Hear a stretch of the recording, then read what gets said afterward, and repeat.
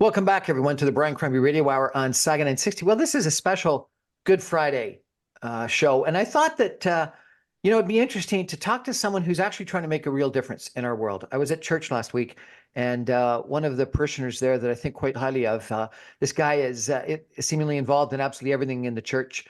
He leads a band. He's singing with a choir. He's organizer. His wife is very involved in Sunday school. He's just one of these guys that's involved in absolutely everything. And it turns out he's very involved in international development issues as well. Previously he had talked about some of the outreach things that the church was involved in. But he stood up on Sunday and talked about a hospital that he was sponsoring and helping to launch in the Democratic Republic of Congo. And I was really moved by, number one, the fact that he was doing it, and number two, that someone in my church could be having such an impact worldwide. And so I want to introduce you tonight to Jim Bright. Jim, welcome to the show, sir. Thank you, Brian. Thank you very much. So tell me, we're going to get into you and your background a little bit in a couple of minutes, but let's skip forward, frankly. And what motivated you to help launch a maternal hospital in the Democratic Republic of Congo? Yeah, that story goes back a long way. Mainly, the linkage is simply this: is my son is a minister, and he actually lives and works and ministers to the people in Chad, which is also sub-Saharan Central Africa. But having done that, he has traveled around a lot in Africa, and I have met him in various places around Africa over the years, and I'm talking about maybe the last 15 years or more even. And so I've done a good bit of traveling in Africa, and unlike most people when they travel as tourists and go to Mount Kilimanjaro and climb it and get back on their bus and take off again, my son has always insisted that I live with him and with the people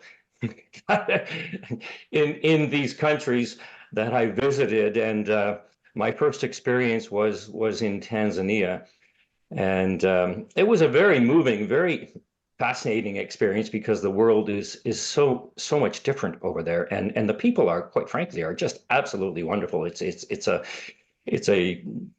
country of paradoxes, mud huts and cell phones and extreme poverty, but also happiness, and it's a very moving place. But part of my travels had involved traveling to various medical clinics and seeing what was happening. And AIDS was still a big thing over there. I think it's less so now, but still fairly prevalent. And so I got to experience a lot of the hardships and the difficulties that people have over there firsthand, and got to see it and talk to the people about it. And that's the sort of thing that moved me to actually get into this and to take an interest in it, was my son and his work over there, as a matter of fact. Yeah. Well, that's really quite motivating. And sometimes your kids can get you into and motivated about specific passions of theirs that become passions of yours. You run a real estate business here in Mississauga and Burlington, I understand, and you own a bunch of apartments. You have been involved in the church, but your business is in real estate. Your son, I've heard preach. He's a very passionate, motivational speaker, sermonizer. What motivated him to pack it all up in Canada and go and minister in Africa? I wish I had a good answer. That's a great question, because I don't think I know the answer. When he was, he attended our church, which is, Arundel United Church, as a child, and up through his early teenage years. And when he was 17, 18 years old, he went to a Christian camp, like most or a lot of children do. And he came home from that camp in July, and he says, Mom and Dad, I think I'm going to give my life to the Lord. And We thought, well, okay, that's good. But it turns out he was really serious about it, and he took a really evangelical bent at that point in time, which I'm not sure whether I was happy about that or not. I guess there are worse things you could be involved in. I mean, the United Church is a fairly liberal church, and he took this very evangelical, serious evangelical bent, and pursued it through doing missionary trips to Africa during his summer vacations, and that grew into a passion and love of the people over there. And in the end, he decided to become a full-time missionary. Yeah, that's how it And happened. has traveled around numerous different countries in Africa. He has, but he's mainly now fixed in Chad, in a place called Abeshi, which is, I think it's about, well, let me think, it's about 80 to 100 kilometers inside the Sudan border in Chad. And to give you a frame of reference, you probably remember the Darfurian refugee crisis some years ago. Yep. Well, he is living in an area where all of those refugee camps are. And they are still existing, incidentally, and because of the recent Sudanese war, they're being flooded even more with more tens of thousands, if not hundreds of thousands, of refugees flowing into Chad in that same area. So he lives there full time and ministers there full time. I went to Nigeria, which is a very different part of Africa from where you're referring. But I went and toured Lagos, which is a city of, I think, 30 million people, which is about the size of Canada, maybe 35 million people, and in one city, and it's like 120 million in total. And I was staying on a place called Victoria Island, which had some of the nicest hotels and condos and Mercedes-Benz dealerships and Porsche dealerships and stores, etc. But then we went and toured some of the other parts of Lagos, and the difference between the prosperity that you could see in some areas, obviously benefiting from the resource extraction industries and other things, versus the unbelievable poverty was astounding. It's just absolutely astounding. Two of my kids just came back from climbing Mount Kilimanjaro, and they went on safari and stayed in a fancy hotel when they were both on the safari, Right. in tents, but incredible tents, and then afterwards to relax in incredible hotels.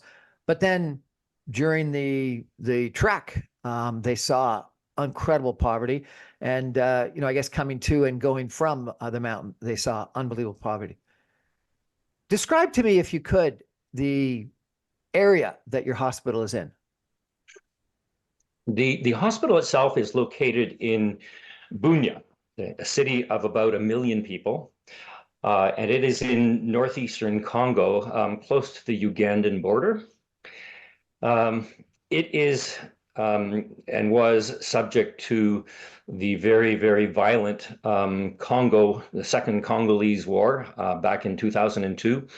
And a good part of the city was destroyed, and many of the people were killed, and it was a very bad scene back then.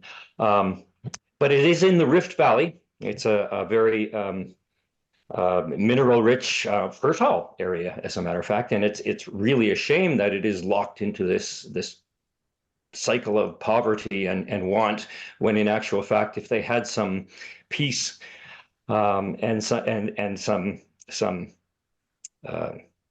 some proper assistance, they could really do very well in that particular area of Africa. And it's a hospital that specializes in maternal care, I understand. And there's 13 two beds? buildings. There's two buildings. Each building is roughly, I'm going to say about 25 feet by 30 or 40 feet. So maybe 1,000 feet, 800 to 1,000 feet per building, square feet per building, single story building. And one building is an orthopedic hospital clinic, and the second building is a maternity obstetrics gynecology building. And so we've only been open for about 5 weeks now, and it's been a real ride so far. And the people that operated are husband and wife, one that is a maternal expert and one that's an orthopedic trauma expert, I understand. That's correct. That's correct. The gentleman's name that runs the orthopedic section is a surgeon by the name of Bienvenu Silianzabo. It's kind of an amalgamation of French and Swahili. Silianzabo A great name, Silan Zabo. I like it. Silianzabo, yeah, Bienvenu Silianzabo. So bienvenue means welcome in French, but that's his name. And the clinic is actually called the Bienvenue Clinic, the Welcome Clinic, although it is sponsored and ran by our organization here in Canada called Mongu Medical. So, the obvious question is, why do you have to do this? Is there healthcare in the area in Congo already, or is it just not very health oriented?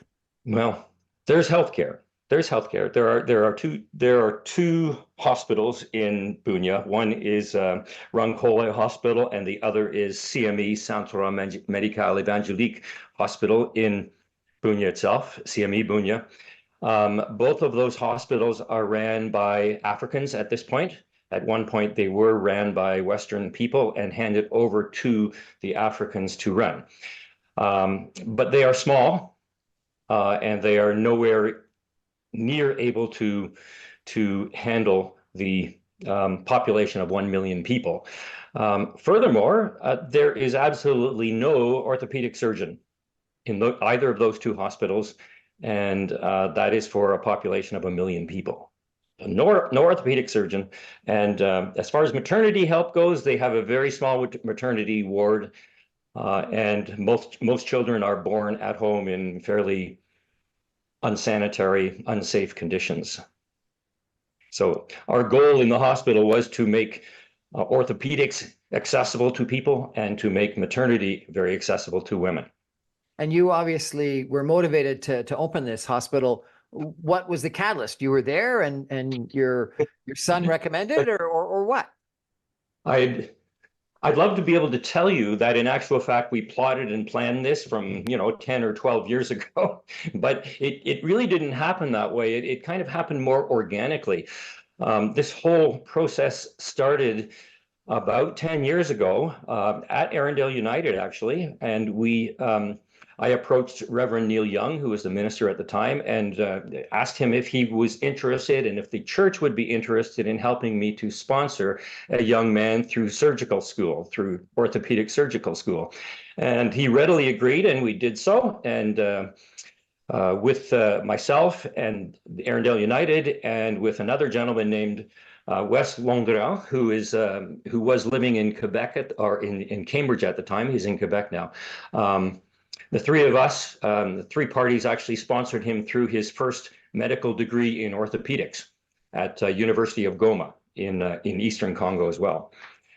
And yes, and so after that, we figured he was going to get a job in one of the local hospitals, either CME Bunia or Rankole, which he did. So there's our hospital there, yes.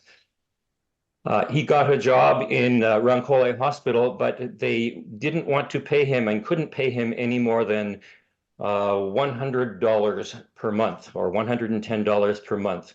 I don't know if you can imagine a qualified surgeon here getting paid $110 per month, but it was not even there enough to quite live on. And there were limitations on his first degree as far as what he could do and the sort of orthopedics that he could do and what he was qualified for. So it was decided at that point in time, because it was very difficult for him, it was decided to actually, Wes and I decided to actually sponsor him through a second degree, orthopedics degree, more of a graduate type degree in orthopedics, and he did that for a year and a half. And these degrees were followed by time spent in both Rankole and CME Bunia hospitals doing his residencies. So he knows and is affiliated. We know and are affiliated with these hospitals very well. So he recently completed his second degree. That was back in late September. Which pretty much fully qualifies him as a medical surgeon with the ability to do complex surgeries, orthopedic surgeries. and issue and give the proper medications and so forth. And then there was no good job to be had. So despite the fact that we have the two hospitals in Rancole or in Bunia, there was no good job that paid him well enough.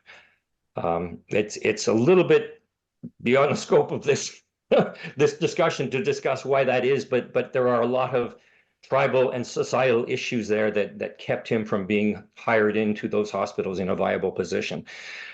So you launched your own hospital. Pardon me? So you launched your own hospital. So we launched our own hospital, and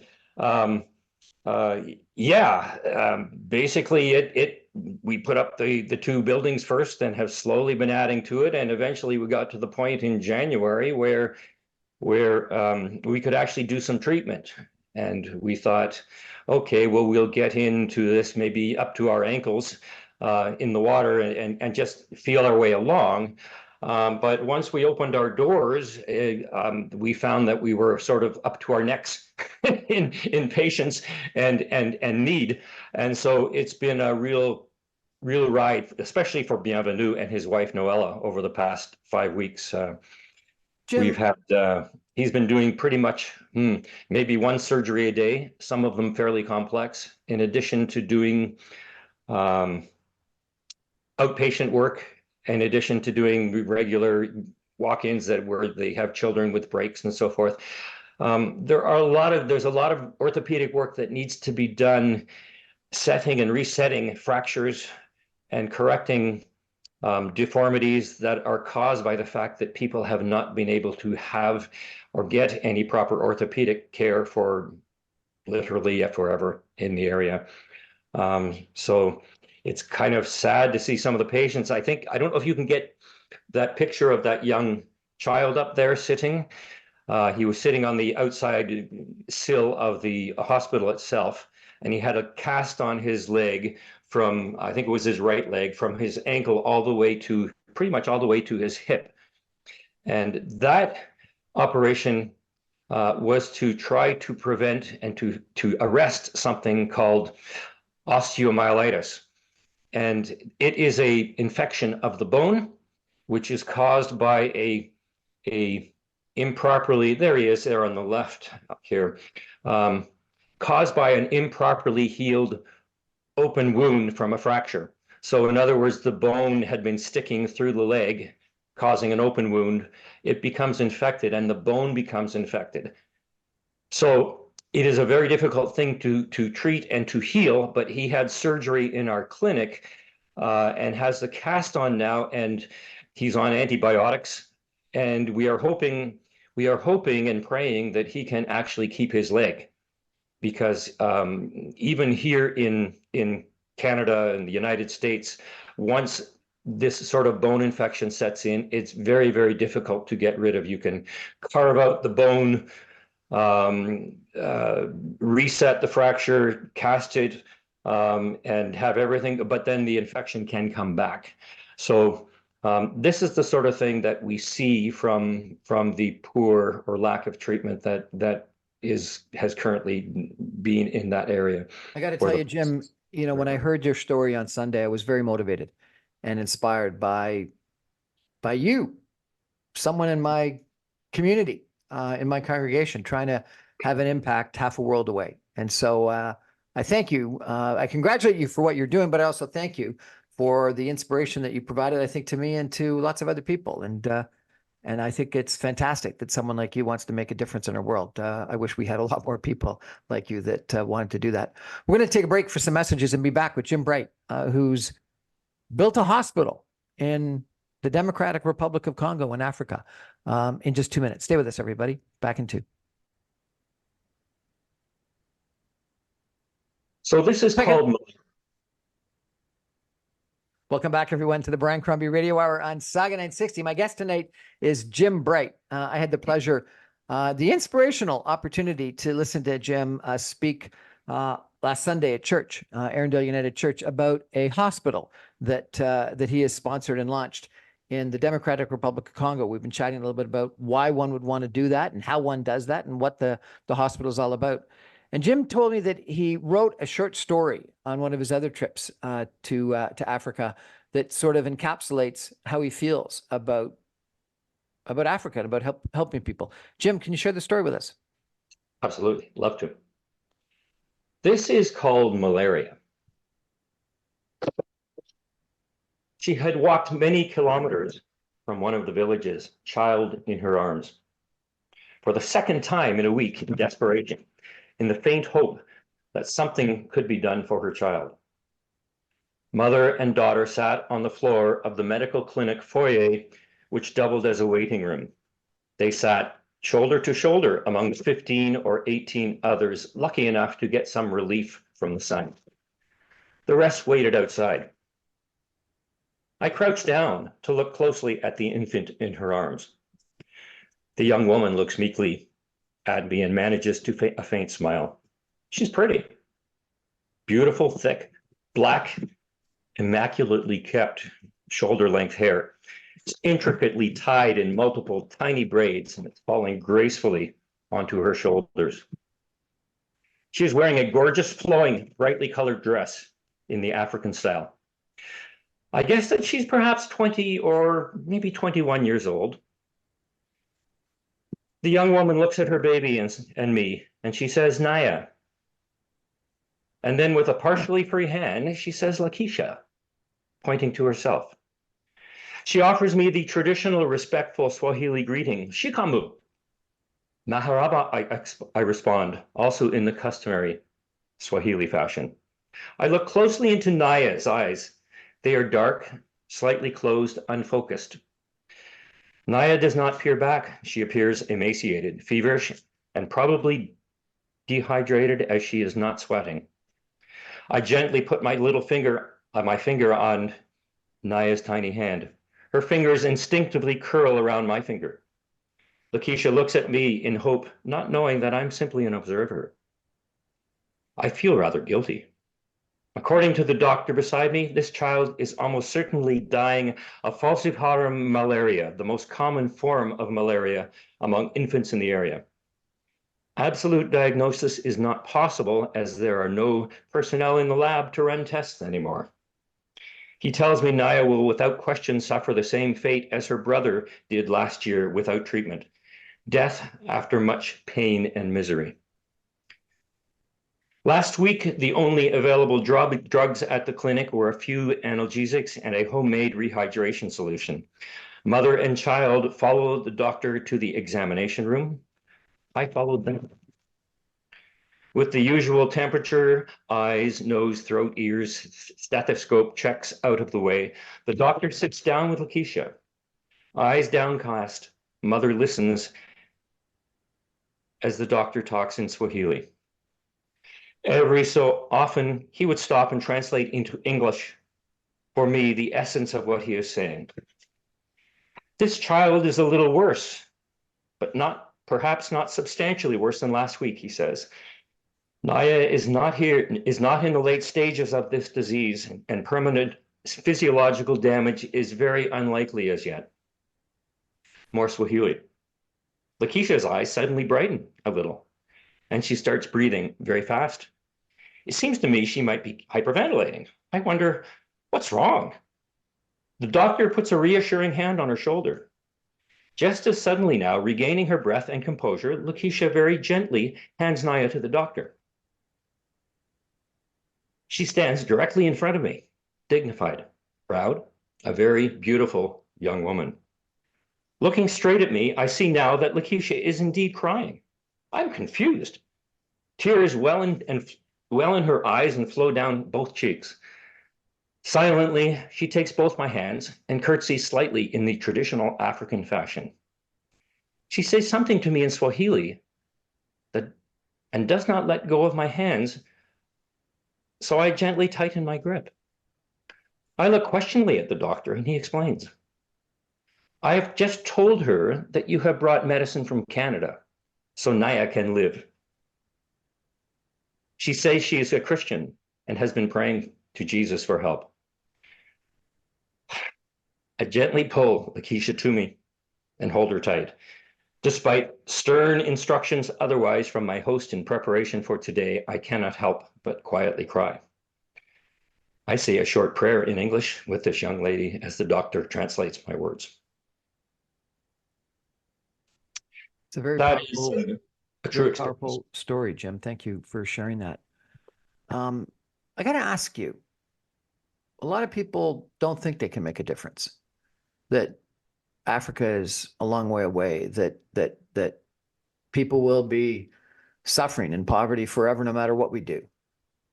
What motivates you to try to make a difference?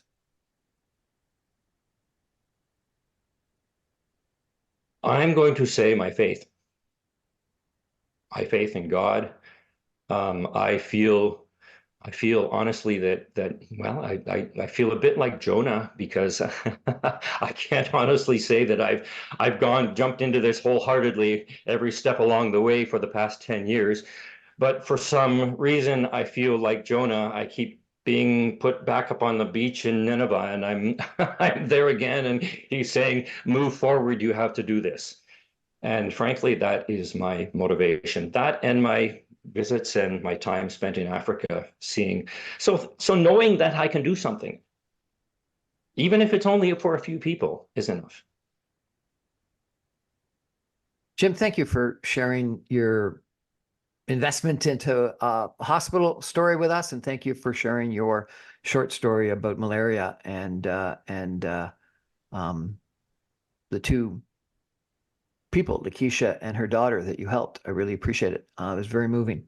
I also think that your desire to make a change in the world is motivating and inspirational.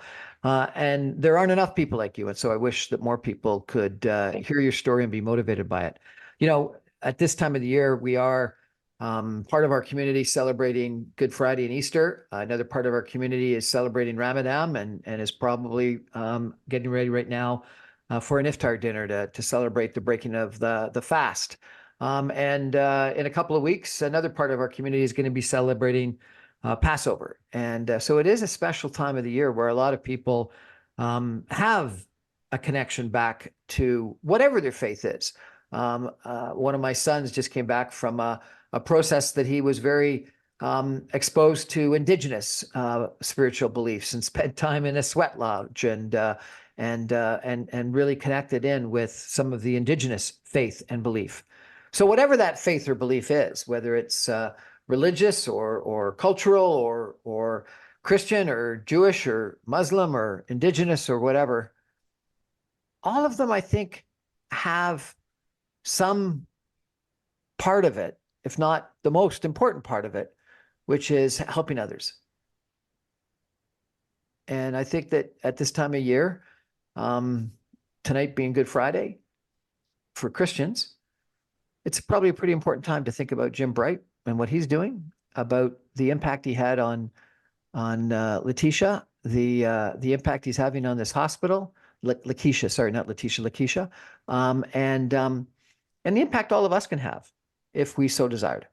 And last Sunday, I was very moved by Jim's story, and I hope that you're moved by his story tonight to, you know what, pay it forward. If all you do is go and do something nice to someone on the street or someone at Starbucks or wherever, or go to church or go to synagogue or go to mosque or go to a gurdwara or whatever it is that you want to do, go do it. Donate some money, help someone out, maybe send some money to Jim's hospital, whatever it is. Try to do some good in this world. The world could be a better place. Jim Bright, thanks so much for joining us. Have a good Friday, everybody. Good night. Thank you.